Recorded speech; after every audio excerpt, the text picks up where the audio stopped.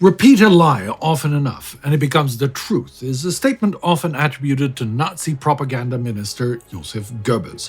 But to repeat something publicly, you need to control the media and package the message so that people want to receive it. That is why Goebbels and the Nazis seized control of the German film industry.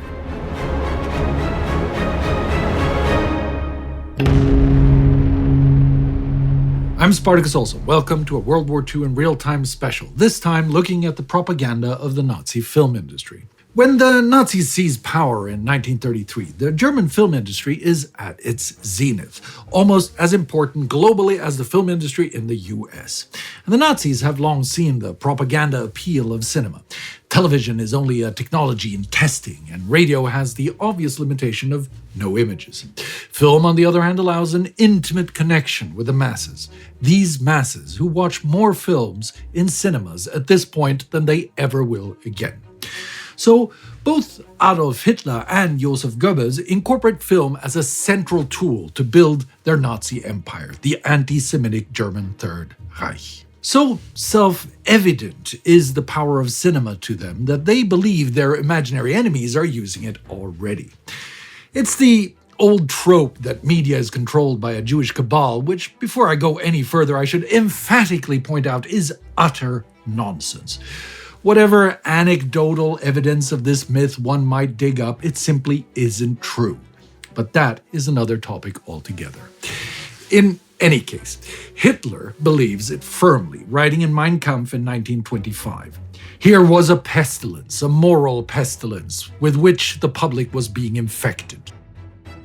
Once his Nazi party comes to power in 1933, Goebbels is named head of the new Ministry of Public Enlightenment and Propaganda on March 13th and begins an immediate purge of this imagined pestilence. In some cases, Reichspropaganda Minister Goebbels doesn't even have to lift a finger.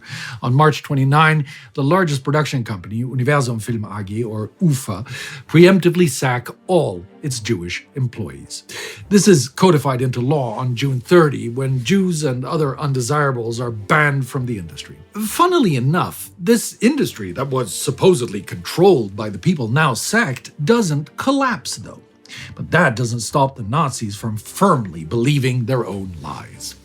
This new, purified industry shall now portray images of a Germany renewed. However, it's not the absence of anyone that creates this image, but the insertion and control of the Nazis and their ideology. By 1935, they control all of German media with an iron fist, with special focus on the film industry, more or less appropriating it as their own. Now, let's pause for a minute and consider the irony here. The Nazis purged an imaginary conspiracy in order to create an actual conspiracy. Beware of the shepherds crying wolf when no wolf is to be seen, because they are often the ones harboring the wolves. Anyway, as I was saying, a conspiracy needs actors to carry it out, and one of them is a young director named Lenny Riefenstahl, and her art will become the defining expression of Nazi aesthetics. Her film, The Victory of Faith and Triumph of the Will, chronicling the Nuremberg rallies of 1933 and 34, and her 1938 two-part Olympia, which covers the 1936 Berlin Olympics, are epic propaganda works whose innovative production technique and aesthetics continue to influence filmmakers of all convictions to this day. But Riefenstahl uses her undeniable talent to turn images into powerful, emotive messages of evil power. They are honed to specifically build the Führer myth, creating what we to this day perceive as Nazi tropes of might and power, to propagate the idea of a strong, united Germany based on emotions of exceptionality and power. We've made a Between Two Wars episode looking at the Olympics in this context, and a bio on Riefenstahl herself. Links are in the description. Inevitably, the anti-Semitic fervor will lead the Nazis to turn their now powerful communication weapons on those they imagined preceded them in controlling the media. The unenthusiastic public response to the events of November 9th, 1938, the nationwide pogrom, euphemized by the Nazis as Reichskristallnacht, or Night of Broken Glass, convinces Goebbels that his ministry must do more to educate the public on the so-called Jewish question. On November 26, he orders the propaganda machine, including the film industry, to prepare a big anti-Semitic drive. He receives Hitler's public blessing in this. The Führer is especially aggrieved by the condemnation that Kristallnacht has brought from abroad. In his speech to the Reichstag of January 30th, 1939, he attacks the current anti-Nazi films in production in the US and promises retribution. Germany, he proclaims, will produce anti-Semitic films which will be appreciated the world over. But the same year, the German film industry is, of course, at risk of being disrupted by the outbreak of war. But Goebbels makes sure that the film reels keep spinning. The workers in the film industry are so essential to the regime's propaganda machine that they are considered soldiers of the Reich and are excused from frontline service. Actors who insist on volunteering for the front even face the risk of being prosecuted as traitors. Nonetheless, less important technical workers are drafted, and this does cause a reduction in the number of projects. But with the number of projects cut, more time and money can be expended on a smaller number of ambitious projects. In addition, with most foreign films unavailable, although Nazi-approved American films will continue to be shown until the end of 1941, audiences have no choice but to sit through German films. So Goebbels is soon working on a couple of ambitious anti-Semitic projects. The first is a historical drama, Jud Süß, Süß the Jew, with Goebbels handing the script over to director Veit Harlan in November 1939. The propaganda czar's own revisions penned in green ink. Set in 1839, the film revolves around the myth of financial exploitation of Aryans by Jews. The titular character, Süß, is painted as a usurer, rapist, and extortionist. The film is literally loaded with all of the worst anti-Semitic tropes you can imagine. It ends with the on-screen warning, "May the citizens of other states never forget this lesson." Alongside Süß is Goebbels' pet project, The Eternal Jew. Goebbels has long dreamt of an anti-Semitic pseudo-documentary, or as he puts it, a film to inform the intellectuals as to the true nature of the Jews. In essence, it's an epos of dehumanization filled with horrid lies based on age-old prejudices, painting Jews as parasites and blaming them for their own oppression, or as the narrator states, everywhere they made themselves unwanted. In order to emphasize the message, Jews need to look the part. The goal is to show Germans that the Jews that they know, their neighbors who wear familiar clothes, live in ordinary homes, and are part of German society, are imposters, maintaining a facade in order to exploit Germany. So the film team uses the ghettos of Warsaw and Łódź as backdrops. Here, the Nazis have made the Jews shadows of their former selves through oppression, persecution, starvation, and forced them to live in cramped insect and vermin-infested housing. The film simply lies that these are the real Jews. They have always lived this way. In fact, they choose to live this way. Only the poorest, most malnourished, and poorly clothed Jews are chosen for filming. To portray the Jews as religious extremists, the crew film a kosher slaughterhouse, staging the work as bestial, forcing the workers to rock back and forth in an apparent religious fervor while chanting and reciting blessings. After viewing the footage with Hitler, Goebbels declares, "One's blood runs cold. This Jewry must be destroyed." The two films are released in quick succession in autumn 1940. Süß the Jew receives rave reviews, even from international critics, when it premieres in early September 1940 at the Venice Film Festival. Critic Michelangelo Antonioni writes, "We have no hesitation in saying that if this is propaganda, then we welcome propaganda."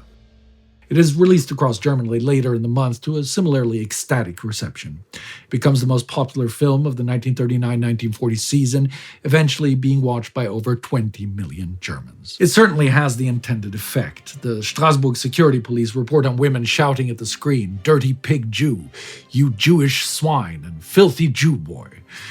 The hanging of Süß at the end brings sighs of relief and chatter such as "serves him right, dirty Jew, and they should all be hanged."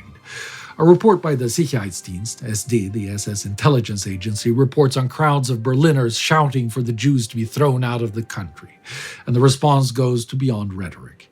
In Vienna, a group of Hitler youth beat an elderly Jewish man to death after watching the film. Himmler makes the film compulsory viewing for the SS. Next, for The Eternal Jew in November 1940, Goebbels unleashes a publicity blitz. Each city in which the film is to be screened is targeted by an individually tailored poster campaign, and the Nazi press whips up a fervor. Goebbels' monthly magazine Unsere Wille und Weg describes the film as a valuable tool in the struggle against world Jewry. Cinemas are full to the brim during the initial performances, but despite Goebbels' efforts, interest cools quickly and the film becomes a commercial failure. Many assume that having watched Süß the Jew, the new film will have little more to say. In addition, the film is perhaps too shocking. The SD reports from Munich that during the slaughterhouse scenes, people walk out of the cinema in disgust and women faint. Audiences decide to avoid a film so hard on the nerves. But it still has the desired effect. The shocking themes are widely discussed in the press and among those who never even see it. Those who do see the film clearly internalize the message. The film closes with Hitler's January 1939 speech to the Reichstag when Hitler declares that the war will end not with the victory of Jewry, but the annihilation of the Jewish race in Europe. According to reports, audiences respond with enthusiastic applause. But not all German propaganda cinema is simply anti-Semitic viciousness. Goebbels is well aware that his industry needs to reinforce ideas of public unity and community, especially after the winter of 1941-42, when Britain is still in the war, the Soviet Union defying expectations, and America is looming over the horizon. Films are to portray an image of Germany as a united community where all elements of society are weathering the situation with good humor, working towards final victory. One such film is the romantic drama Die große Liebe, or The Great Love, from June 1942. It's a romantic war movie about a Danish singer, Hanna, played by the Swede Sara Leander, and her Luftwaffe boyfriend, Paul, that doesn't shy away from the difficulties of war, but subtly romanticizes it. It goes on to be seen by 27 million Germans and becomes the highest-grossing film of the war, taking 8 million Reichsmarks. Romances aside, as the realization sets in that there will be no easy victory in the East, it becomes increasingly important to convince the German population that the sacrifices they are making at home and their sons are making at the front are for a noble cause. Now, the mythical framing of Bolshevism as a Jewish conspiracy has been absent from Goebbels' propaganda between 1939 and 1941, while Germany and the USSR were allies. But building on his ongoing efforts to paint the Jews as Germany's racial enemy, Goebbels now resurrects the Judeo-Bolshevik myth. It forms the main narrative of a short documentary film sarcastically titled Das Sowjetparadies, or The Soviet Paradise. It's part of a multimedia exhibition of the same name, which opens in Prague in March 1942 and goes to Berlin from May until June. Once again, Goebbels' film crews use suffering created by the Nazis themselves, to stoke the audience's hatred. This time it is the Slavs. But although painted as subhuman, they are not the villains, they are the victims of the Judeo-Bolshevik conspiracy. It is shot, or rather staged, in Germany and on location in Belarus, suffering under the German hunger plan the effects of war and Nazi atrocities. Peasant families are shown living in dilapidated shacks and holes in the ground. Emaciated babies and toddlers apparently left behind in the Soviet retreat, not the victims of the foreign invaders' aggression, lie helplessly on insect-ridden beds in a purported children's hospital. The exhibition hall, visitors can walk through the shabby homes in a recreated Soviet village and gasp at the sight of an alleged Soviet State Political Directorate execution cell, complete with a tiled floor and rubber hose for washing away blood. It's of course a blatant case of the pot calling the kettle black, but yes, it is based on the fact that the communist regime of the USSR has created immeasurable suffering and committed numerous atrocities. What is not true is the baseless claim that this is the work of the global cabal of Jews, or as the exhibit states, the disastrous result of 20 years of a bloody regime run by the Jewish Bolshevik terror clique. Yet another anti-Semitic myth created by falsely painting an ethnic minority as the source of all things evil. Although the method and format that Goebbels and his minions use are often masterful innovations, the message is nothing more than a regurgitation of an age-old collection of lies created to stoke hatred, to distract from the real problems of human society.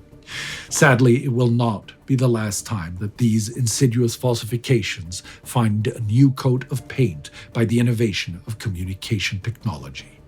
And yet, however often you repeat a lie, it will never become the truth. Never forget.